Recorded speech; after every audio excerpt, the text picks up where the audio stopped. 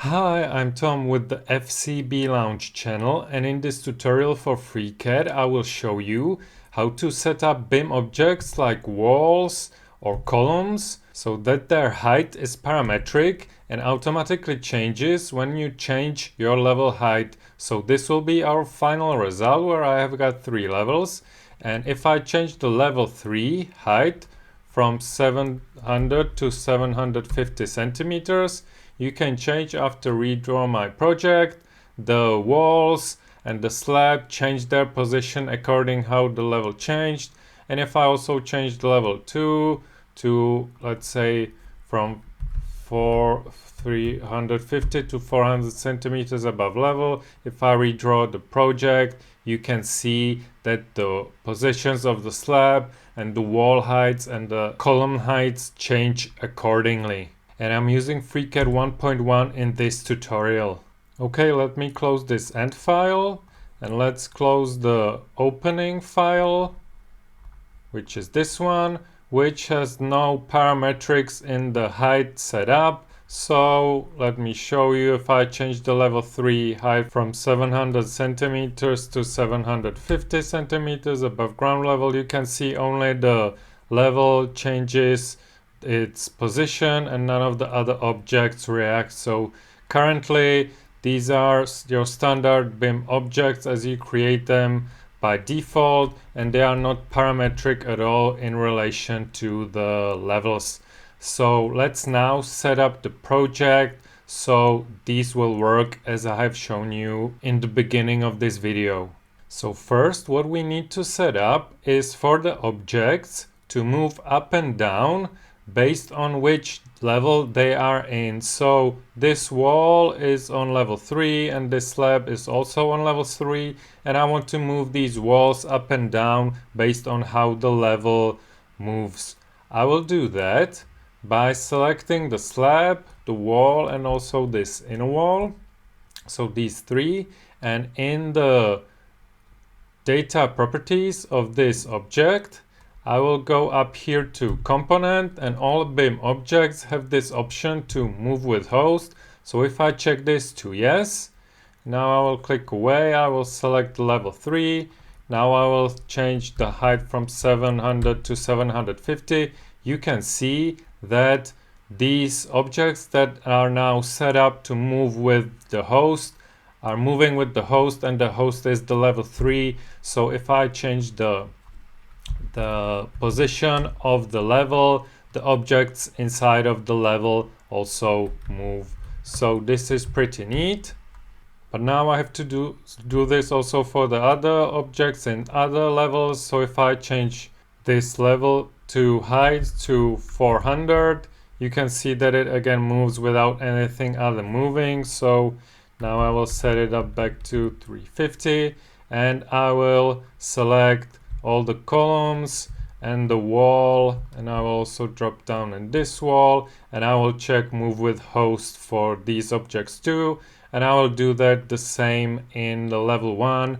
I could do that this way, or if I look from the front, I could select with Shift B this group select, and I will also select this wall, and I will move these with hosts.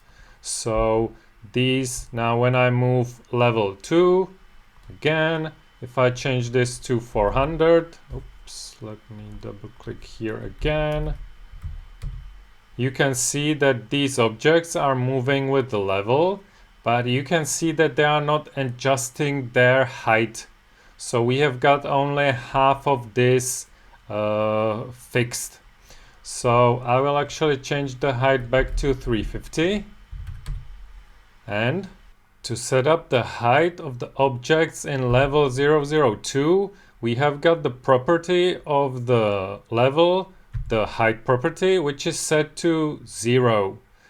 Now I will set it up so actually between level 2 and level 3 there's 350 centimeters. So let me actually do that for now, even though I know it's not completely correct. But this does not do anything basically on its own. What we now have to do is set up these walls and these columns to take the levels height property into account. And we do that by selecting the object. I will select this column 009, and in its height property, so down here it has got the height property, it's 325 centimeters. I will type in 0 here, and for walls and column objects, if they have got the height set to 0 and they are placed in a level, they are actually taking the height from the level property. So now you can see that already this column is high up to the level 003, and if I change the level 002 height property to, let's say, 400, you can see that the column changes its height based on this parameter. So now actually I can select all of these columns, and what I will do is set all of their heights to be 0, and now you can see that they are taking the height of the level. And I will do that the same for the wall objects on this level, so I will select both of them and set the height to 0, and you can see that the walls are this big. Now if I select the level and change its height to, let's say, 200 centimeters, you can see it's all nice like so. So basically now if I set the height to 325, it's exactly what I want to, because this slab has 25 centimeters thickness. And if I would change the level 3 to 750 centimeters, then I would go to level 2 and change the height to 375, and you could see that I did this now manually. This is still quite a lot of work, so we will make that even better. But first, what we need to do, we need to move the slab position based on the level 3 height. So I want to always have the slab at the position of the level 3. So let me get back. So let me move this height to 700, and the level 2, I will now make it those 200. I will deal with that later. And how do I make the slab move up and down the same way as level 003? I actually don't want to move with host, because this slab is hosted on level 2. If I hide it, you can see that it's hosted on level 002. So this is not the technique we will use. Instead, we will use expression editor. So here I've got properties of this slab, and here is the placement. And if I drop this down and drop down position, here is the Z position. This might vary on how you created the slab, but I created it so that this number is the same as the height above the 0 level. So this is quite convenient for me, because now if I change this number, the slab moves. So I want to make this parametric so it moves with the position of the level 3 object. And I do that by going to this property, clicking here, and now clicking this fx function, which opens the expression editor. And in the expression editor, I can call out parameters from other objects in this project. So I want to call out the Z position of the level 003 object. So first I want to call the level 003, so I will start to type level, and you can see the proposed options that I have here. So I will click here, and this is the label of the object that I'm calling, and I can see that it's a label because it's in these double brackets like so.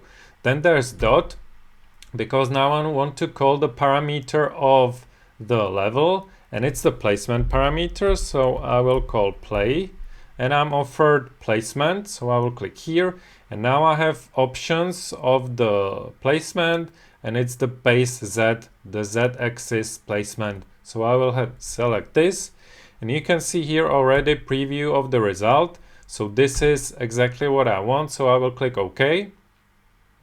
if you can see the number here, but if I redraw and click away actually and select the slab again, you can see if the value is defined by expression editor, it's in blue, so I cannot change it directly. But if I click here, I have this FX highlighted, so this is counted automatically. But now if I change the level 3 height to 750, hit enter, now actually what I have to do, you have to be careful with this, I have to recompute the project. And after recomputation, the expression editor takes into account the Z value. So now you can see that the slab moves together with the position of the level. The only thing I need to do is just press this button. It will recompute automatically after some steps, or if I close and open the file.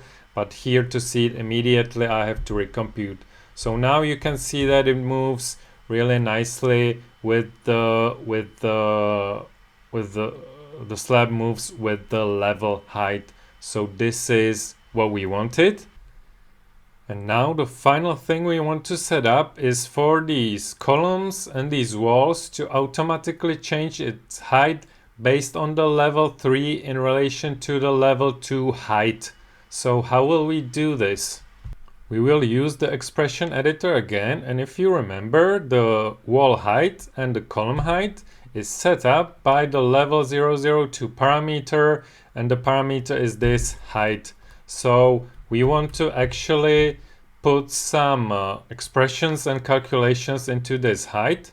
So I will click here and turn on expression editor, and what we want to do is take the position of level 3 and subtract from that position of level 2 the Z position, the height. So let's type that in. I will start to type level, and I want to first go with level 3, and then again placement, and then the Z value, and here I can type in minus, and then level.